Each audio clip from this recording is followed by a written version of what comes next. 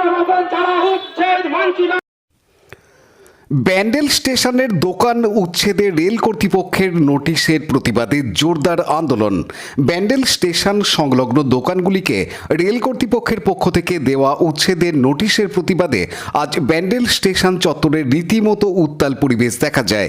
দোকানদার, স্থানীয় বাসিন্দা ও জনপ্রতিনিধিরা একজোট হয়ে প্রতিবাদে সামিল হন।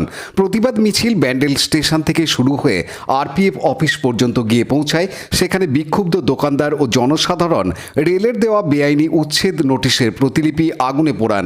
পরে একটি পদযাত্রা করে তারা AEN অফিস পর্যন্ত যান এবং সেখানে লিখিতভাবে অভিযোগ জমা দেন। এই কর্মসূচিতে নেতৃত্ব দেন চুঁচুড়ার বিধায়ক অসিত মজুমদার। তিনি বলেন, আমরা উন্নয়নের পক্ষে, তবে কোনো আলোচনা ছাড়া বলপূর্বক উচ্ছেদ আমরা মেনে নেব না। দোকানদারদের পুনর্বাসনের ব্যবস্থা না করে উচ্ছেদ চলবে না। আমাদের মানবিক মুখ্যমন্ত্রী মমতা বন্দ্যোপাধ্যায় সবসময় খেটে খাওয়া মানুষের পাশে রয়েছেন। এই আন্দোলনে উল্লেখযোগ্যভাবে উপস্থিত ছিলেন দেবানন্দপুর গ্রাম পঞ্চায়েতের প্রধান রুমা রায়পাল, উপপ্রধান পীযূষ ধর সহ অসংখ্য দোকানদার ও স্থানীয় বাসিন্দা। এদিনের প্রতিবাদ মিছিলে এলাকাবাসীর মধ্যে রেল কর্তৃপক্ষের একপাক্ষিক সিদ্ধান্তের বিরুদ্ধে তীব্র ক্ষোভ দেখা যায়।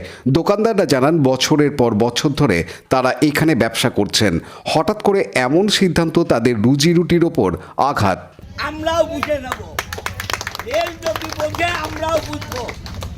অতএব কোনো উচ্ছেদ পুনর্বাসন ছাড়া আমরা মানব না। আমরা উন্নয়নের পক্ষে, কিন্তু পুনর্বাসন দিয়ে ব্যবস্থা করুক। বাড়ির একটা ভাড়াতে থাকলে তাকে তোলা যায় না, তাকে তোলা যায় না। আর 50 বছর ধরে এরা করে খাচ্ছে। জওহরলাল নেহরু থেকে আপ টু মনমোহন সিং কেউ এদের গায়ে হাত দেয়নি। কে হরিদাস পাল, প্রধানমন্ত্রী নরেন্দ্র মোদী, আর রেলমন্ত্রী, এদেরকে তুলে দেবে এত ক্ষমতা নাকি? আরপিএফ যে রোজ চমকাচ্ছে, আরপিএফ এর বাপের জমিদারি নাকি রোজ যে চমকাবে? চমকালে পাল্টা চমকানো হবে, পাল্টা চমকাবো, পাল্টা চমকাবো। এবং আমরা এখান থেকে AEN অফিসে যাচ্ছি।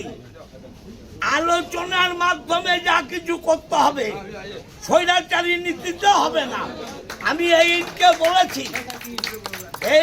বলেছি আলোচনার টেবিলে বসে আলোচনা করুন।